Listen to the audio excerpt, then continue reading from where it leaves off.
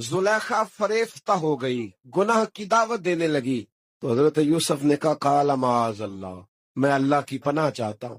سارے دروازے بند کر کے جب وہ پیچھے بھاگی، حضرت یوسف علیہ السلام جب بھاگے تو اس نے پیچھے سے پکڑ کے کرتا کھینچا، کرتا پھٹ گیا۔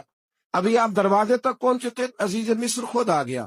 اس نے آگے کہا یہ کیا ہو رہا؟ تو اس نے مکر کیا، زلیخا نے، کہنے لگی کہ ہونا کیا ہے، اس کو گھر میں رکھ کے پالا ہے، اب جوان ہوا ہے تو معاذ اللہ اس نے میرے طرف دست درازی کرنے کی کوشش کی ہے۔ حضرت یوسف پھر خاموش ہو گئے۔ بھائی بیچ رہے تھے تو پھر بھی خاموش تھے۔ کبھی کبھی کچھ چیزیں خاموش رہ کے سہنی پڑتی ہیں۔ حضرت یوسف علیہ السلام پھر چپ ہے۔ زلیخا نے بڑی باتیں کی۔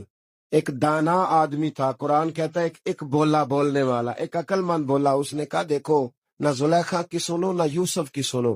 اگر تو کرتا آگے سے پھٹا ہوا ہے تو پھر غلطی ہے جناب یوسف کی، اور اگر پیچھے سے پھٹا ہے تو پھر زلیخا کی غلطی۔ تو عزیز مصر نے کرتا دیکھا تو پیچھے سے پھٹا تھا، لیکن امام قرطبی کہتے ہیں وہ کوئی عقل مند آدمی نہیں، وہ تو 4 مہینے کا بچہ تھا۔ حضرت یوسف علیہ السلام کی گواہی دینے کے لیے اللہ نے اسے زبان دی تھی۔ زلیخا کے ماموں کا بیٹا تھا، 4 مہینہ کا گہوارے میں لیٹا ہوا، جب بادشاہ سے فیصلہ نہیں ہو رہا تھا اور بادشاہ پریشان تھا عزیز مصر کے کسی کو جا کے بتاؤں گا تو کوئی کیا سوچے گا، اس کے گھر میں کیا کچھ ہوتا ہے۔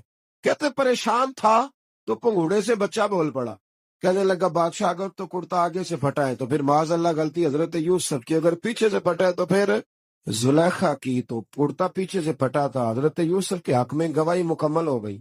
اب آہستہ آہستہ نا دربار میں محل میں بات پھیلنے لگی، تو بیویاں کہنے لگی اوہو زلیخا تو ایک غلام پہ عاشق ہو گئی ہے۔ تو زلیخا کہنے لگی تو مجھے میرا محبوب نہیں دکھا۔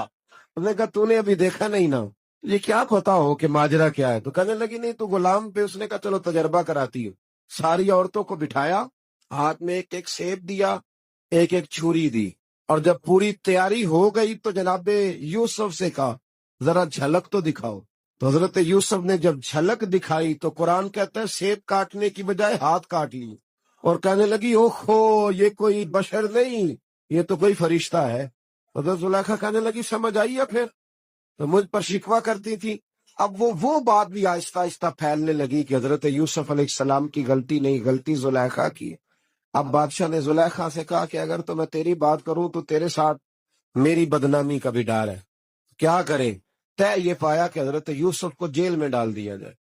پہلے بھائیوں کے تھپڑ، پھر کنواں، پھر مصر کی منڈی، پھر زلیخا کا الزام، اور پھر باری آ گئی جیل جانے کی۔ کچھ نے لکھا ہے 12 سال جیل میں رہے۔